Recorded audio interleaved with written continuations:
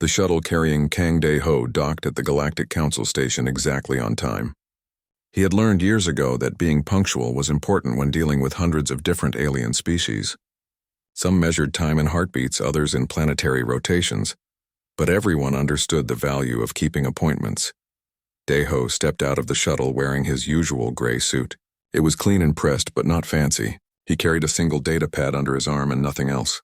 Around him, other representatives arrived with entire staffs, floating on anti-gravity platforms or surrounded by protective energy fields. The crystallid ambassador sparkled with inner light as she passed. The Vraylan delegation floated in their methane containers, their tentacles moving in complex patterns. No one paid much attention to the human representative. They never did. The council chamber was enormous. It had taken the combined effort of 12 species to build it, and it showed. The ceiling stretched so high that clouds sometimes formed near the top. Different sections of the room had different atmospheres, separated by invisible energy barriers. The center was kept at a neutral standard that most species could tolerate, though some found it uncomfortable. Dae-ho took his seat in the human section. The chair was too large for him, designed when the council expected humanity to send larger representatives. He had asked for a replacement once, but the request had been ignored. Now he simply sat forward and kept his feet flat on the floor. The emergency session began with the usual formalities. The council chairman, an ancient being called an archivist, spoke in a voice that translated automatically into every language. "We gather to address a matter of territorial dispute," the chairman said. "The Vreth Imperium has brought a claim before this council." Dae-ho watched as Gralth the Conqueror rose from his section. The Vreth were tall, muscular beings covered in thick scales. They had conquered 12 star systems in the past 10 years, and everyone knew it. Gralth wore his military decorations openly, medals and symbols of victory covering his chest. "The Vreth Imperium requires 3 worlds currently occupied by humans," Gralth announced. His voice was loud and confident. "These worlds lie in a strategic position between our territory and the neutral zones. For the security of our people, we must establish buffer zones. The humans will evacuate these colonies within 30 days or we will remove them." The 3 worlds had names that meant something to humans. New Jeju, where 2 million people grew crops and raised families. Baekdu Station, a mining colony that sent resources back to Earth. Halasan Prime, where human children were being born under a new sun. But to Gralth, they were just coordinates on a map. Dae-ho made notes on his data pad. He had visited New Jeju twice. He remembered sitting with farmers who showed him their fields with pride. They had made things grow on a world that had been empty rock and thin air 20 years before. The council members began to speak, one after another. The crystallid representative, Ambassador Thaisalin, spoke carefully. "This is a difficult situation," she said. "The Vreth have legitimate security concerns. Perhaps the humans could be compensated for their relocation." The Vraylan Commerce Guild representative was more direct. War would disrupt trade routes across 7 sectors. The economic damage would be substantial. If the humans simply comply, everyone benefits. Well, everyone except the humans, but they are a young species. They will recover. Dae-ho listened to each speaker. Some suggested negotiations. Others proposed that humans could keep 1 world if they surrendered 2. One representative suggested that humans could become a protectorate of the Vreth, which made Gralth laugh. No one suggested that maybe the Vreth should not take worlds that belonged to someone else. When it was his turn to speak, Dae-ho stood up slowly. The chamber was so large that his small figure in the gray suit seemed to disappear into the vastness. He waited for the automatic systems to focus on him, projecting his image onto the massive displays so everyone could see him clearly. "Thank you for allowing Earth to speak," he began. His voice was quiet but clear. "I have listened to all the suggestions made today. I appreciate the concern for economic stability and regional security. However, I must respectfully point out that we are discussing the forced removal of 2 million human beings from their homes." He tapped his data pad, bringing up images, families in New Jeju, children playing in the domed cities of Baekdu Station, the gardens of Halasan Prime, where humans had spent years making flowers bloom under an alien sun. "These are not just coordinates," Dae-ho continued. "These are people. They have built lives, communities, and futures on these worlds. The Galactic Council's charter guarantees the right of sovereign species to their established territories. I am asking the Council to uphold that charter. Growth stood up, not waiting for permission to speak. The human talks about rights, he said, his voice mocking. But rights must be backed by strength. How many warships does Earth have? 40, 50? The Vreth can field 300. The humans should be grateful we are offering them time to evacuate peacefully. Several delegates made sounds that the translators interpreted as laughter. Deho continued as if Growth had not spoken. I propose that the Council form a coalition defense pact. If the Vreth attack human colonies, other Council members would respond. I also propose economic sanctions against any member state that violates the sovereignty of another. These measures would ensure that the Council's charter means something. The laughter grew louder. Even some of the species that claimed to be friendly to humanity seemed amused. The idea that the Council would risk conflict with the powerful Vreth over a few human colonies was apparently ridiculous. The human has watched too many of his species' entertainment programs, one delegate called out. This is not a story where the weak are rescued by the strong. This is reality. The chairman tried to restore order, but the jeering continued. Growth was laughing the loudest, his scales rattling with amusement. Perhaps Earth should send a soldier next time instead of a farmer, he said. At least a soldier would understand the language of power. Deho had been an agricultural engineer before he became a diplomat. It was not something he was ashamed of. He had helped design irrigation systems that brought water to dry regions of Earth. He had spent years in fields and greenhouses, learning how to make things grow. That work had taught him patience, careful planning, and the importance of preparing for every season. He saved his notes to his datapad and closed it carefully. Then he looked around the chamber one more time. The laughter was starting to fade, but the contempt remained. He could see it in the way the delegates looked at him, or rather, in the way they did not look at him. He was not worth their attention. I understand, Deho said quietly. The Council has made its position clear. Earth will not receive support in defending its sovereign territory. The charter will not be enforced. The chairman leaned forward. Representative Kang, we have not yet voted on any measures. Perhaps if you withdraw your more extreme proposals, we could discuss a compromise. Deho shook his head. Thank you, Chairman. But I do not believe there is anything more to discuss here. I need to return to Earth and inform my government that the Galactic Council has declined to uphold its own laws when tested. Earth will proceed independently. He walked toward the exit. His footsteps were quiet in the vast chamber. Behind him, the jeering started again. He heard Growth's voice over the others. Run home, little human. Tell your people to pack their belongings. The Vreth are coming. The massive doors opened for Deho and he stepped through. They sealed behind him with a soft hiss, cutting off the sound of laughter from inside. In the corridor outside, Deho allowed himself a moment to pause. His hands were steady, but his heart was beating fast. He had known what the Council would say.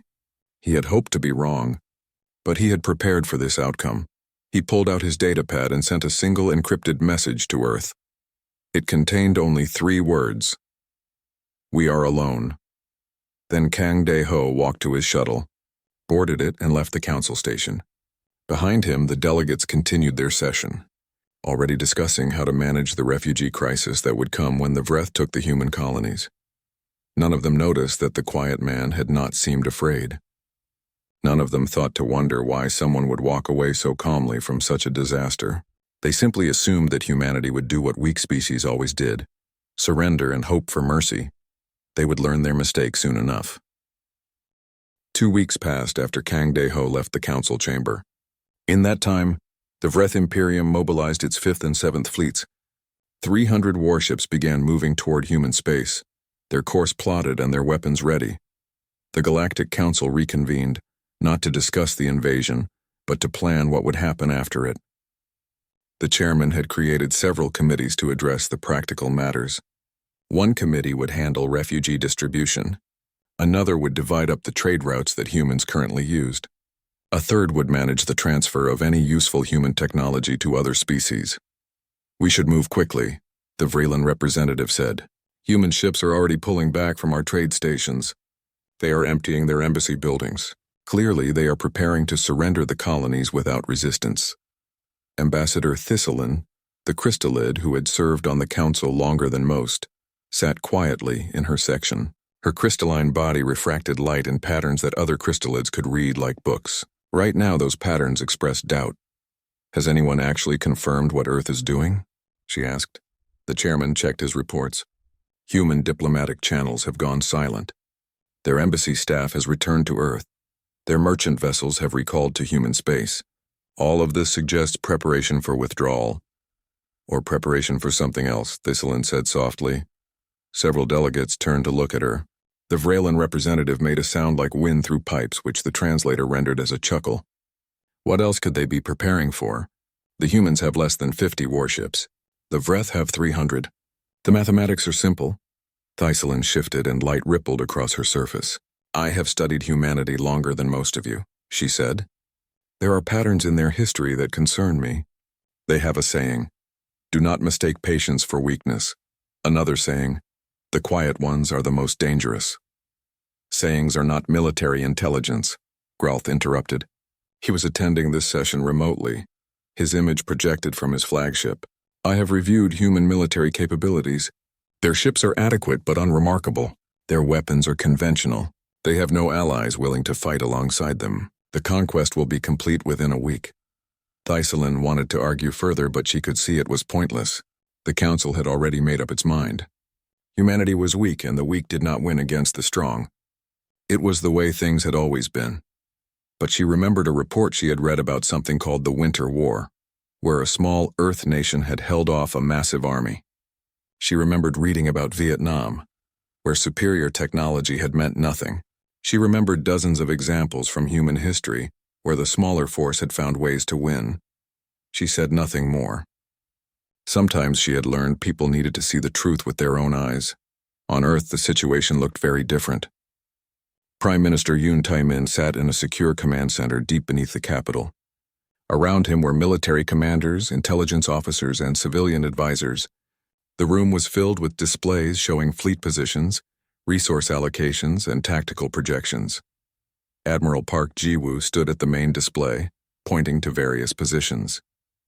The Vreth 5th Fleet will arrive at New Jeju in 3 days, she said. The 7th Fleet is taking a different route to Baekdu Station. They expect to catch us divided and unprepared. And will they? Yoon asked. Park smiled. It was not a pleasant smile. No, Prime Minister. They will find something very different from what they expect. In another part of the facility, Dr. Han Soo-jin was reviewing final preparations. Her team had spent 15 years developing technology that Earth had deliberately kept hidden. Stealth systems that bent light and sensor waves around ships. Weapons that used principles other species had dismissed as impractical. Tactics based on humanity's long and bloody history of warfare. The Council thinks our fleet is small, Soo-jin said to her assistant. They have counted our ships. They know our capabilities. Or rather, they know what we wanted them to know. Her assistant pulled up a display showing the real Earth fleet. Not 47 ships, but over 200. Built in secret in asteroid foundries far from prying eyes. Hidden in lunar facilities that appeared to be simple mining operations. Scattered across the outer solar system, waiting. How did we keep this secret? The assistant asked. Soo-jin shrugged. We showed them what they expected to see. Species that have been in space for thousands of years assume they know everything. They assume a young species like humanity could not possibly surprise them. That assumption was our greatest weapon. Back in the command center, Kang Dae-ho entered quietly. He had returned from the council station and given his report to the Prime Minister. Now he watched the displays with tired eyes. Do you think they will understand? Yoon asked him. After this is over, do you think the council will realize their mistake? Dae-ho was quiet for a moment. Some will, he said finally. Ambassador Thistlein suspects something already. But most of them, they will be shocked. They cannot imagine that we saw this coming years ago. They cannot imagine that we prepared. We hoped it would never be necessary, Yoon said. But we prepared anyway, Dae-ho finished, because hope is not a strategy.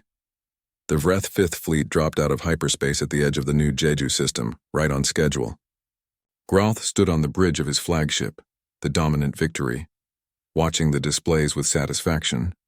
Everything was going exactly as planned. Sensors show no significant human presence, his tactical officer reported. We are detecting civilian stations and ground settlements, but no military vessels. They ran, Groth said with contempt. Begin the operation.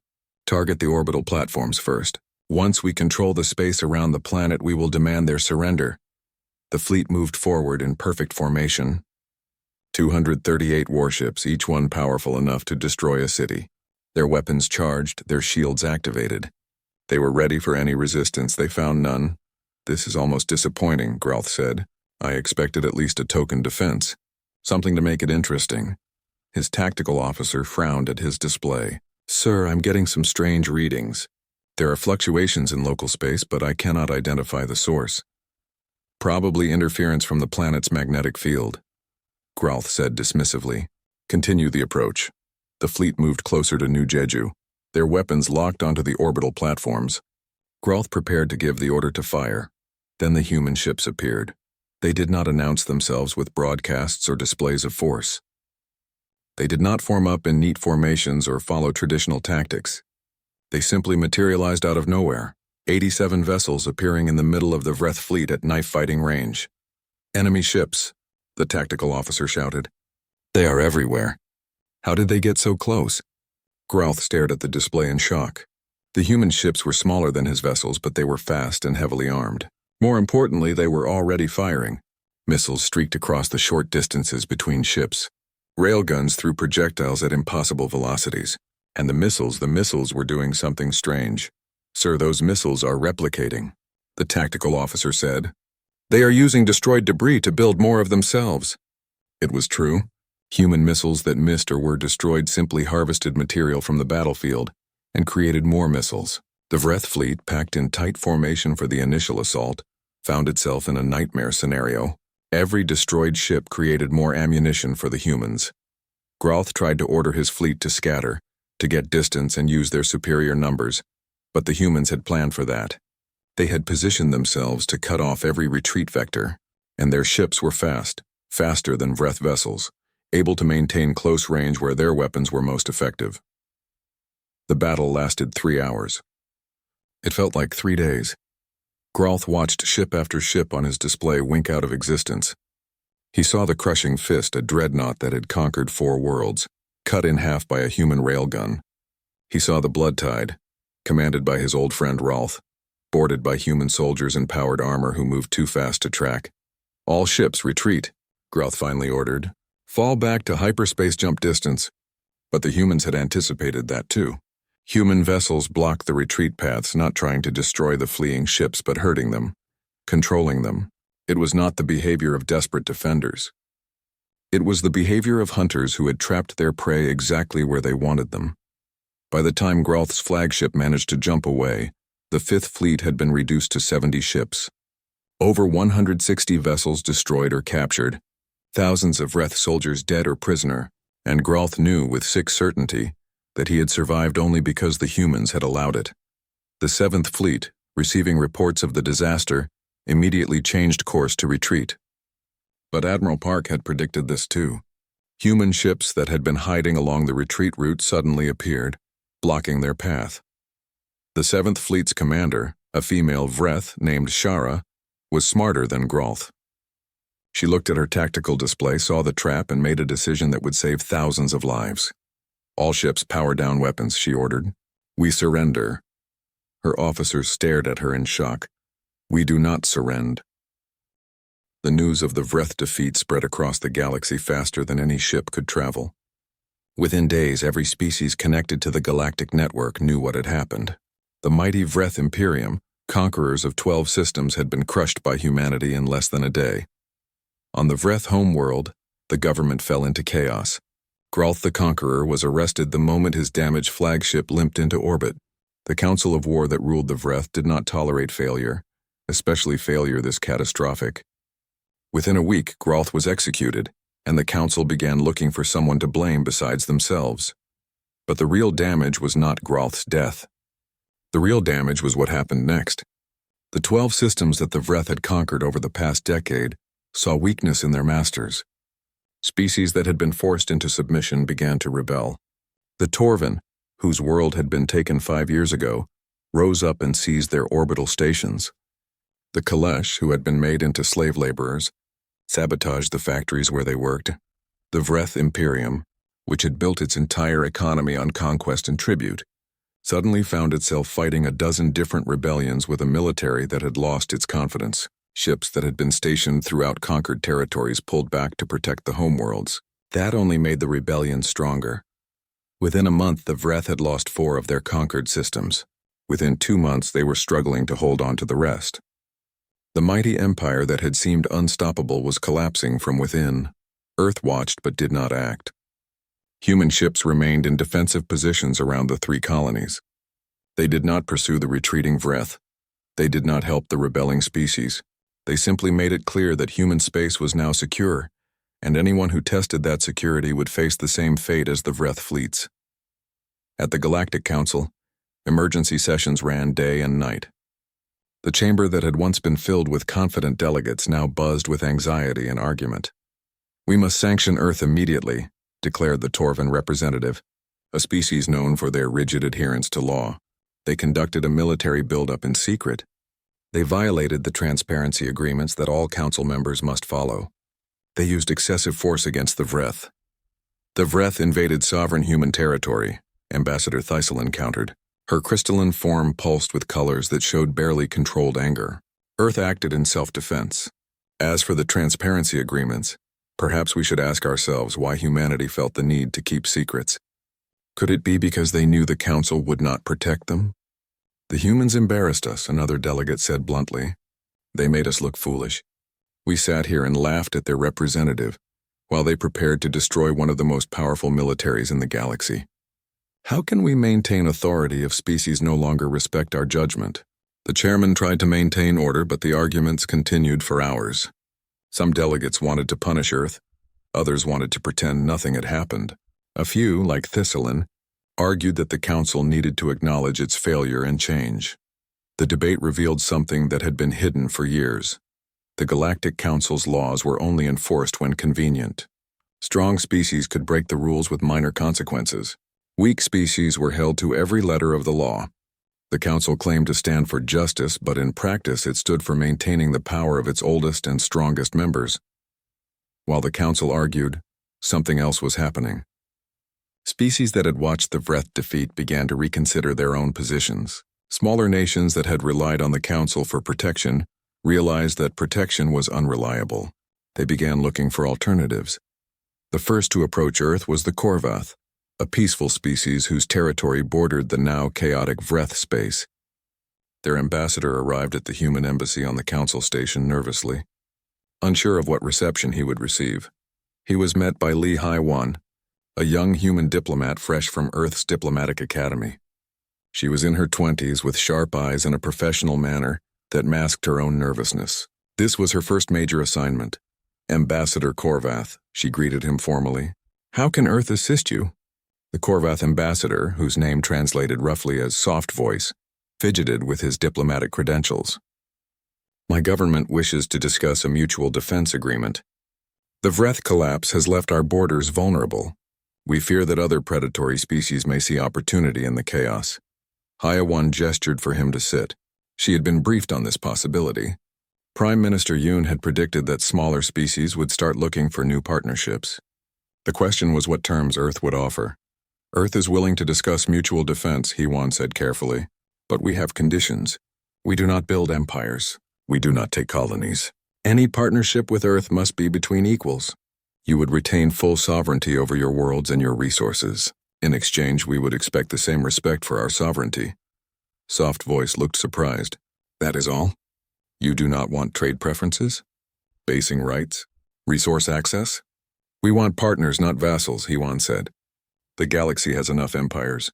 Earth is interested in building something different." Word of that conversation spread quickly. Within weeks, 6 more species approached Earth with similar requests. Each time the human response was the same. Partnership, not domination. Mutual defense, not tribute. Respect, not submission. The Vreeland Commerce Guild watched these developments with great interest. The Vreelands were merchants and traders, more interested in profit than power. They had suggested that humanity surrender its colonies because war was bad for business. Now they saw an opportunity for a different kind of business. Their representative requested a meeting with Earth's trade ministry. The human minister sent Li Haiwan, testing the young diplomat's abilities. The Vrelin representative, whose name was unpronounceable in human languages and went by Miss That Flows, floated in its methane chamber across from Hewan. The meeting was private, conducted in a neutral conference room on the council station. "Your species has made quite an impression," Miss That Flows said. The translation made its voice sound like wind chimes. "The Vrelins respect strength and you have shown strength.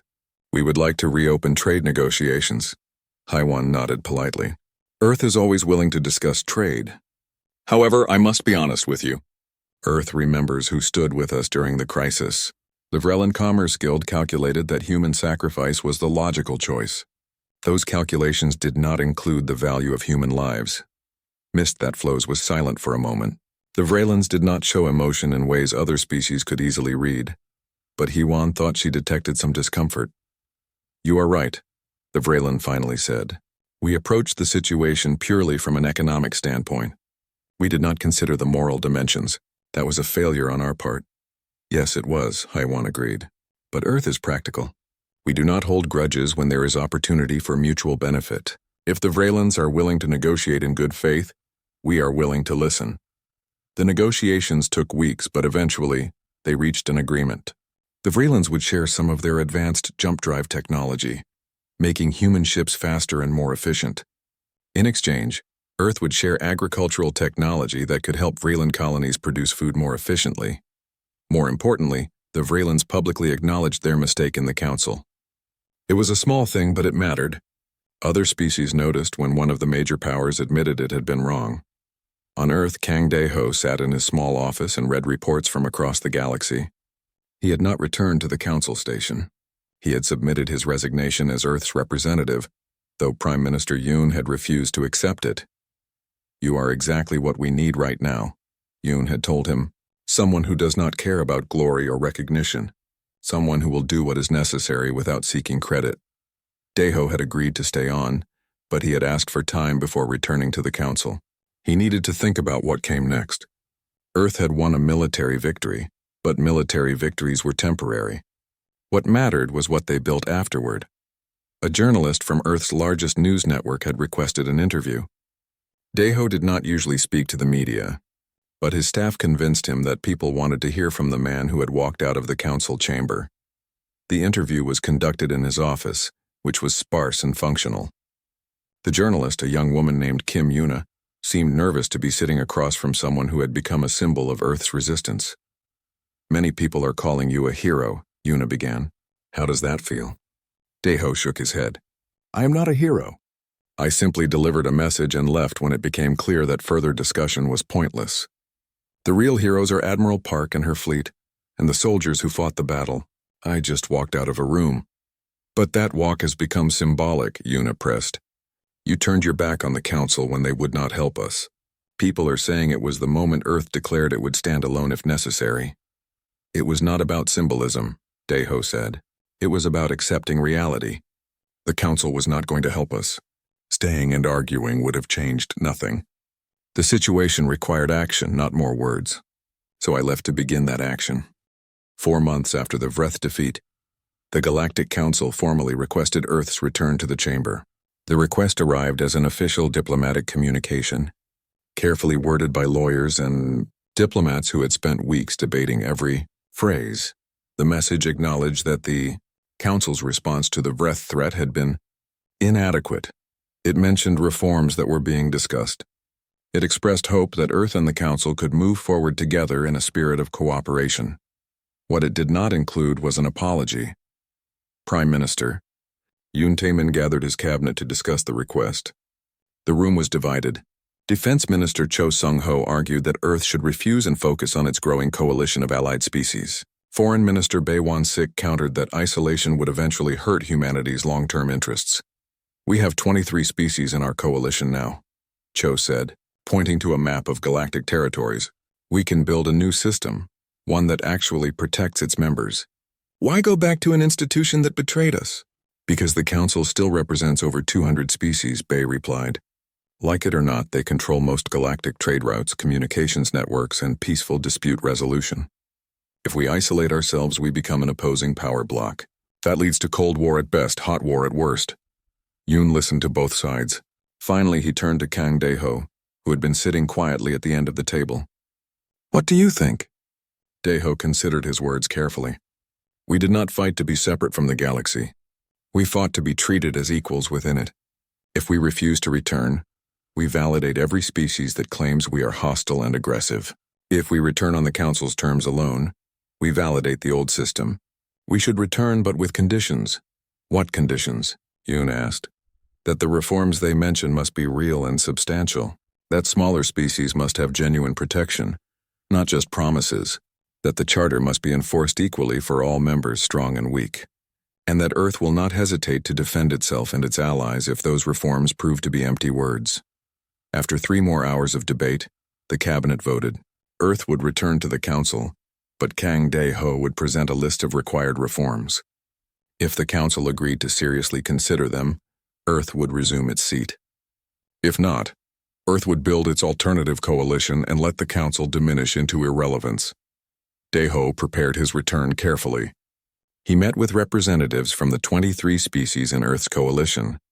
He consulted with Ambassador Thistlein, who had been working quietly to build support for reforms within the Council itself. He reviewed every word of his proposal with legal experts to make sure it could not be easily dismissed or ignored. When he finally returned to the Council station, the atmosphere was very different from his last visit. The docking bay where his shuttle landed was full of news crews from a dozen different species. Security guards, unused to dealing with crowds around human arrivals, struggled to maintain order. Daeho walked through the crowd without stopping for questions. He still wore his gray suit, still carried only a single data pad. But now everyone watched him. The quiet man who had walked out of the Council chamber had become someone who could not be ignored. Inside the Council chamber, delegates stood as Daeho entered. It was a traditional sign of respect, one usually reserved for elder species or particularly important visitors. Daeho noticed that not everyone stood. Some of the older, more powerful species remained seated, making their opinion clear. But enough stood that it mattered. The Council chairman, the ancient archivist, spoke first. His voice carried across the vast chamber with formal dignity. "Representative Kang Daeho of Earth, the Galactic Council welcomes your return. We have missed your voice in these halls." Daeho took his seat. The chair was still too large, and he still sat forward with his feet flat on the floor. Some things had not changed. "Thank you, Chairman.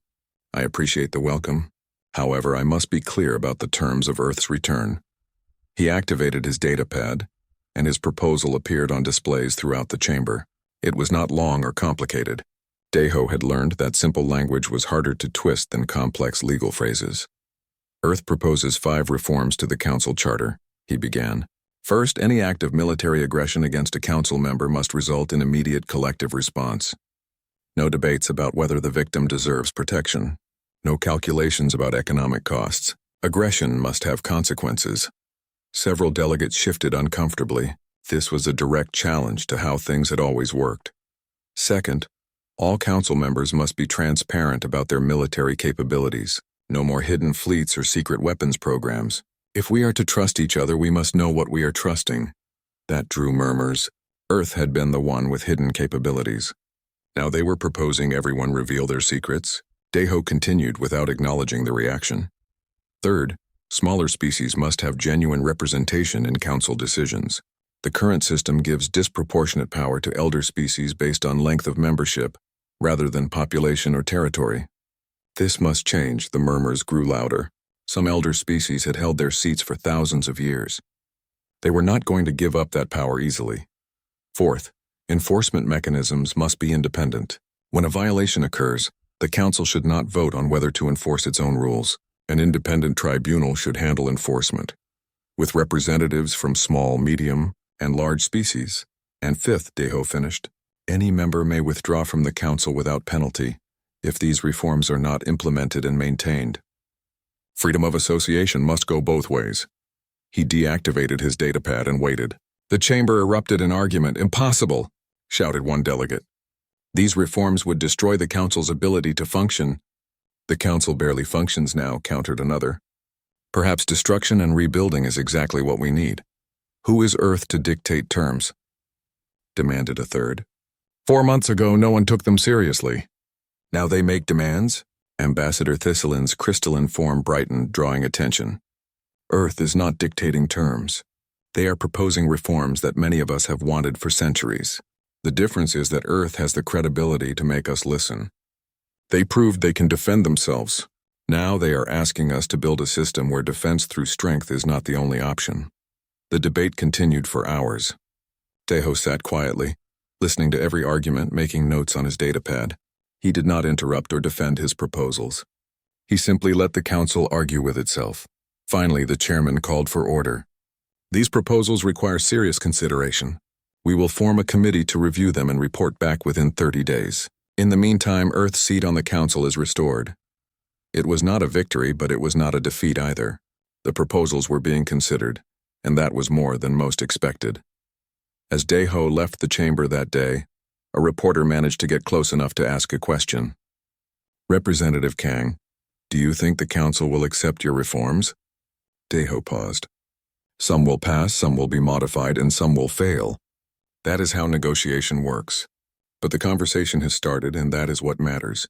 The council must change or become irrelevant. Most delegates understand that, even if they do not want to admit it. And if the reforms fail, then Earth and our coalition partners will continue building an alternative. The galaxy is large enough for multiple systems of governance. Competition might even improve both systems. Over the following weeks, something unexpected happened. The committee formed to review Earth's proposals began actually taking them seriously. Ambassador Thistlein chaired the committee and made sure every session was public and transparent. Species that had never paid attention to council procedures suddenly found themselves watching the debates. Public opinion began to shift. Smaller species, seeing Earth's proposals as protection against stronger neighbors, lobbied their representatives to support the reforms. Even some elder species, worried about the growing power of Earth's coalition, decided that accepting reforms might be better than facing a split galaxy. Li Haiwan, the young diplomat who had negotiated with the Korvath and the Vrelans, found herself suddenly busy. Species that had previously ignored human diplomatic outreach now wanted meetings. She spent long days discussing trade agreements, defense pacts, and cultural exchanges. One meeting stood out. A representative from the Torvan species, the same species that had called for sanctions against Earth, requested a private conversation. My government wishes to apologize, the Torvan said stiffly. Torvans were not good at apologies. They were a species built on rigid honor codes and formal protocols. Admitting error was deeply uncomfortable. For what? Haiwan asked, though she knew. For suggesting that Earth violated transparency agreements. We now understand that Earth acted defensively in response to a hostile environment. We also acknowledge that our own military capabilities are not fully transparent. It was hypocritical to criticize Earth while hiding our own secrets. Haiwan nodded. I appreciate the apology. What does your government propose? We would like to join Earth's coalition, and we would like to work with you on the transparency reform. If all species must reveal their military capabilities. 1 year after the Vreth defeat, the Galactic Council looked very different. The reforms had been implemented, tested, and refined. An independent tribunal now handled enforcement of council rules, with judges selected from small, medium, and large species. Military transparency protocols were in place, with secure databases that every member could access. Smaller species had gained voting power and their representatives had learned to use it effectively, but the real change was harder to measure. It was in the way delegates spoke to each other, in the assumption that rules applied to everyone, in the understanding that strength alone did not determine outcomes. The council had not become perfect, but it had become better. Kang Daiho had become a fixture in the council chamber. He still wore simple gray suits and carried only his datapad. He still spoke quietly and carefully. But now when he stood to speak, everyone listened. Not because they feared Earth's military, though that respect remained, but because Daiho had proven he understood how to navigate the complex politics of hundreds of species while maintaining clear principles. On this particular day, Daiho sat in his chair reviewing notes for an upcoming trade negotiation when an assistant approached with an urgent message. The Vreth Imperium had requested a meeting with Earth's representative. Daiho raised his eyebrows in surprise but agreed to meet. The Vreth representative was not Growth. That warrior was dead, executed by his own people for his failure. Instead, a female Vreth named Kira approached Daiho in a private conference room. She moved carefully without the swagger that Grolth had displayed. Her military decorations were minimal, and her posture suggested caution rather than aggression. Representative Kang, she began formally. Thank you for agreeing to this meeting. I know my presence may be unwelcome. Daeho gestured to a chair. The past cannot be changed, Ambassador Kira, but the future remains open to many possibilities. Please sit. Kira sat, her scaled hands folded in front of her. The Vreth Imperium is not what it was. We have lost most of our conquered territories. Our economy is in crisis. Our military is a shadow of its former strength. Many in my government believe we deserve this fate for our aggression. What do you believe? Daeho asked. I believe we made terrible mistakes, Kira said. We confused military power with strength. We thought conquering others made us great. We were wrong. The species we conquered are rebuilding without us, and many are doing better than they did under our rule. We learned a painful lesson. Daeho listened without interrupting. Kira continued. My government sent me to ask if Earth would be willing to discuss humanitarian aid. Not military assistance or political alliance, just food, medicine, and basic supplies. Our people are suffering. Pride is not worth starvation. It was a remarkable admission from a species that had threatened to conquer human worlds just a year ago. Daeho considered carefully. I will need to consult with my government. But I can tell you Earth's likely position. We will help, but with conditions. Name them, Kira said. First, the Vreth Imperium must formally apologize to Earth and to all the species it conquered. Not a diplomatic apology full of careful language, but a genuine admission of wrongdoing. Second, the Vreth must participate in the truth and reconciliation process that several former subject species have requested. Third, the Vreth must commit to the Council's new charter and accept monitoring to ensure compliance. And fourth, any aid must be distributed transparently so we know it reaches civilians, not military stockpiles. Kira nodded slowly. These terms are fair. Harsh perhaps, but fair. I will present them to my government. One more thing, Daeho added. Earth will not be the only provider of aid. We will work with other species, including some that the Vreth conquered. They deserve to be part of helping your people, both as an act of mercy and as a demonstration that they are free to make their own choices. Kira's eyes widened slightly. It was a subtle humiliation to receive aid from those you had once dominated, but it was also an opportunity for genuine reconciliation. I understand. Thank you for considering our request. After Kira left, Daeho sat alone for a moment. The universe had a sense of irony. A year ago, the Vreth had threatened humanity. Now they were asking humanity for help. He felt no satisfaction in their suffering, only a quiet sadness that so much pain had been necessary to teach such obvious lessons. He sent his report to Prime Minister Yoon. Within a day, Earth's government agreed to provide humanitarian aid under the conditions Daeho had outlined. The Korvath, whose territories had bordered Vreth space, agreed to help coordinate the aid. Several other species, including some former Vreth subjects, also contributed supplies and expertise.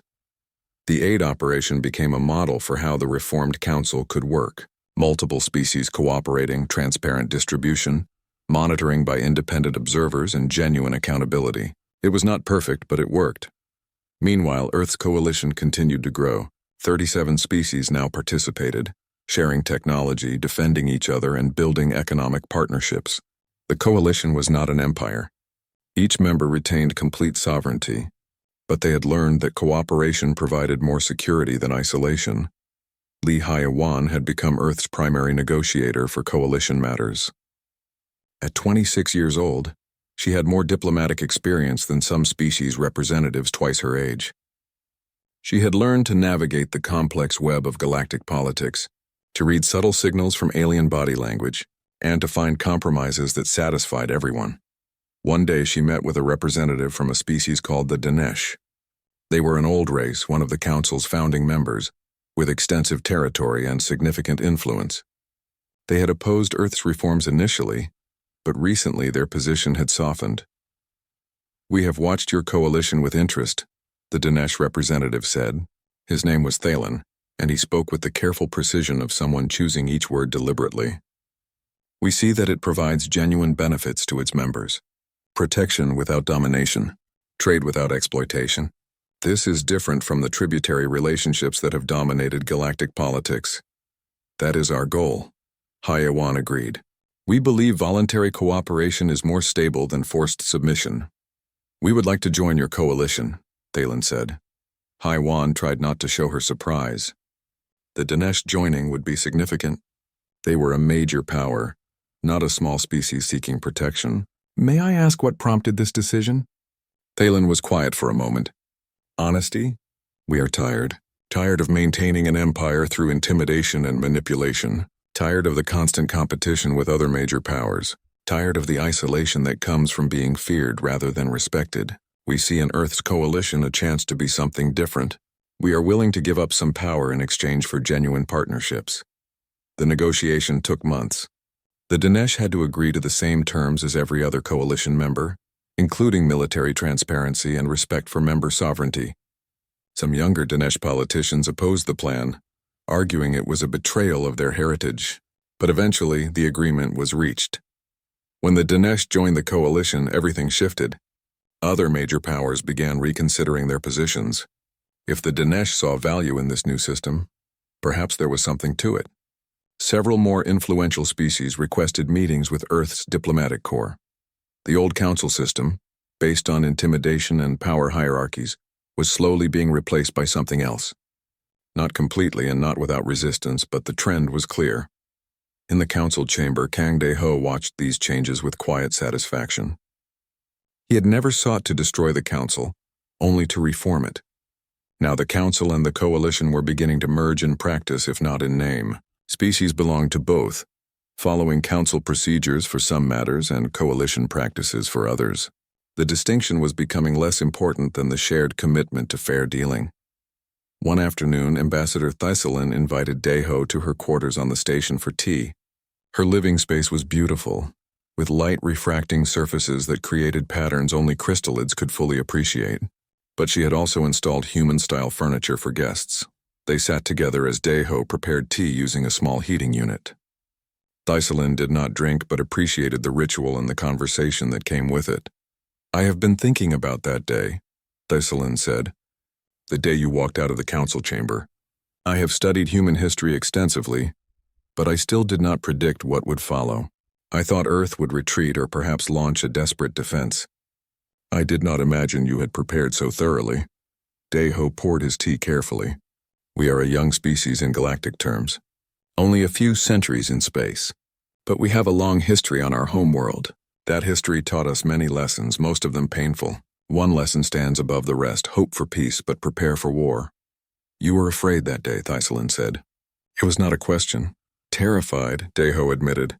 I kept thinking of everything that could go wrong. What if our fleet was not enough? What if the Vreth had weapons we did not anticipate? What if other species joined them? What if the battle led to a wider war that humanity could not survive? Yet you showed no fear. Because fear is not weakness, De-ho replied. He sipped his tea.